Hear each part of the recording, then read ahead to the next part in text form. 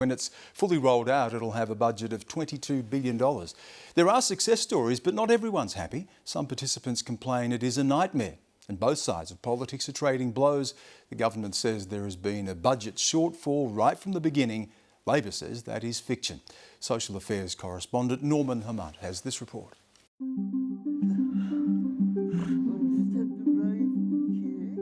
For Jan Pike, every day has its challenges, but she calls the scheme that was supposed to make her life easier a nightmare. Almost every interaction has been a struggle, such as the ordeal to get a new wheelchair. It started in September and it arrived yesterday. Jan Pike is used to battling. She lives with severe cerebral palsy and competed for Australia twice in equestrian events at the Paralympics. She won silver and bronze medals in Athens in 2004. It really is an absolute dream come true. None of Jan Pike's achievements in the sporting world could prepare her for her transition to the NDIS last year. I've never felt as handicapped as I have been since this whole scheme started.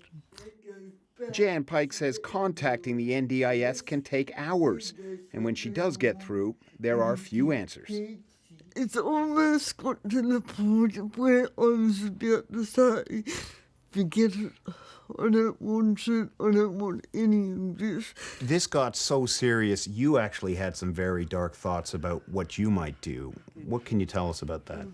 Yeah, when you're on your own, and having lost my husband, and you've got to fight the whole time, it gets to the stage where you think, I just wish I wasn't here.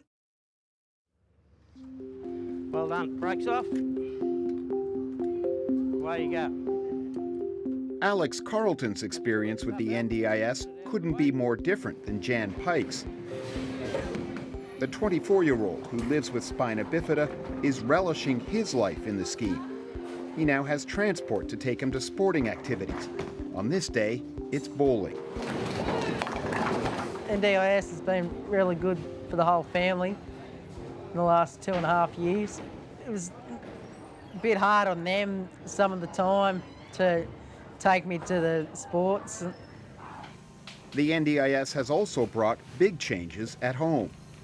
They've done a ramp, widened a couple of the doorways, done the bathroom up. Makes life a lot easier for me, so I can get around the house easier without running into walls.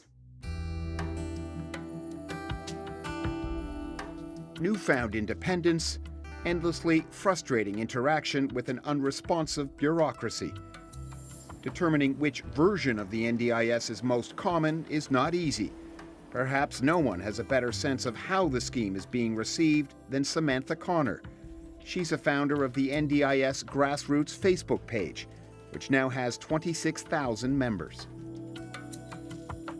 So people obviously are having issues with things like the portal, with communication, those sort of things, which I think is part of any big bureaucracy being developed. Samantha Connor says one issue stands out above all: fear that politics will threaten the very future of the NDIS.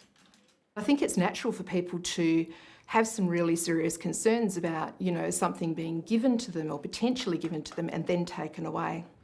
There are other concerns about the NDIS rollout, from claims of an unresponsive bureaucracy to a deeply flawed internet portal. The agency that runs the scheme is sensitive to the criticism. It declined to make anyone available for an interview in time for this story. Today, the National Disability Insurance Agency did release a statement. The NDIA is committed to working with people with disability, their families and carers to resolve any issues during this period of transition. That people with disabilities... As attention focuses on attempts by the government to link NDIS funding to savings from other welfare programs, one of the scheme's architects, opposition leader Bill Shorten, remains a solid supporter. Mr. Shorten helped develop the scheme during his time as Parliamentary Secretary for Disability. There are plenty of families who've told me there's problems with the rollout. But again, I have to say the vast majority of people have said we want this to work.